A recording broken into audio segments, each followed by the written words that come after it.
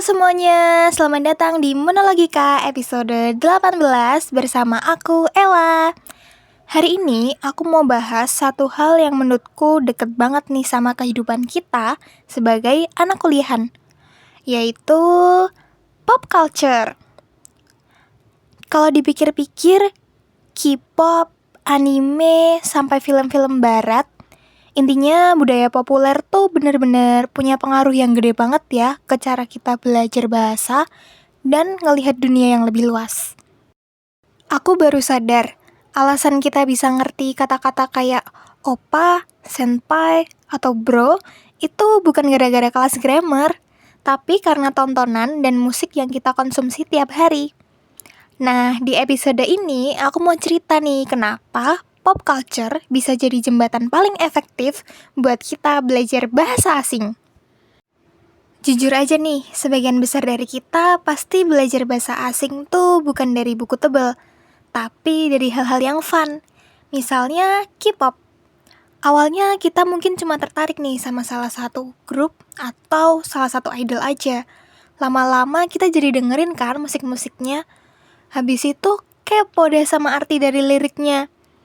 Terus, dari mulai kepo sama arti liriknya tadi, lama-lama kita jadi familiar sama huruf Hangul dasar.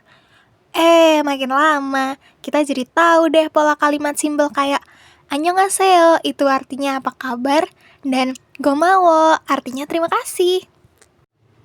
Sama juga kalau kita nonton anime nih, kita mulai ngerti kalau daijoubu artinya nggak apa-apa, atau arigato artinya makasih.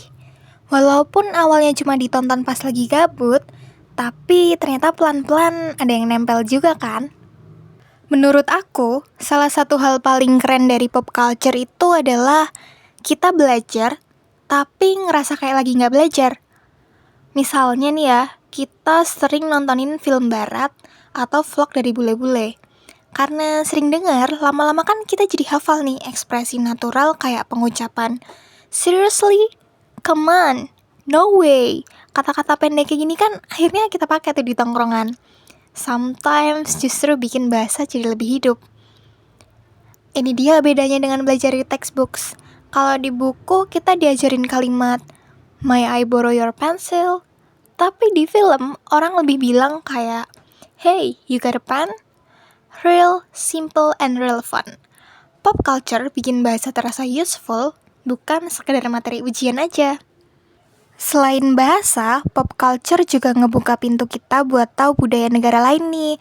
Contohnya kayak dari K-drama, kita kan jadi tahu nih budaya sopan santun di Korea tuh seperti apa. Terus kalau dari anime, kita belajar tentang pola kedisiplinan dan pertemanan ala Jepang tuh kayak gimana sih gitu. Kalau dari film Hollywood nih, kita lihat gimana orang barat kalau ngomong itu lumayan blak-blakan ya, dan mereka lebih ke direct. Jadi apa yang mereka omongin, ya udah maksudnya begitu, tersampaikan dengan tepat. Walaupun nggak semuanya 100% akurat, tapi setidaknya kita kan dapat nih gambaran umum tentang cara hidup suatu negara. Akhirnya, hal ini bikin kita jadi lebih toleran dan lebih terbuka sama perbedaan.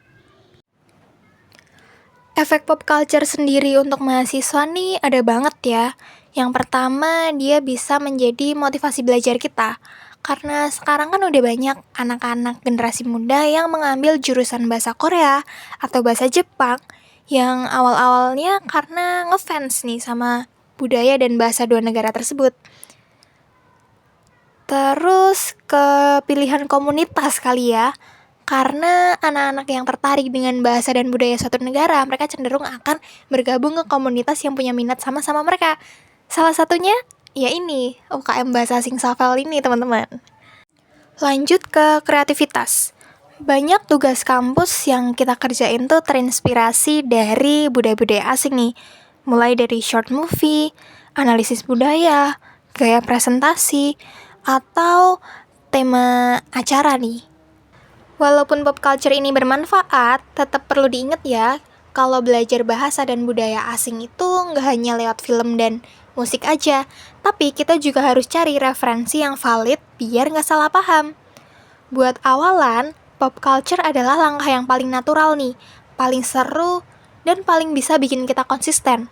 Ya karena itu tadi, rasanya tuh kita belajar, tapi kayak nggak belajar, karena kita ngejalinnya fun. Lama-lama kayak ada yang nempel gitu aja di otak nih materinya.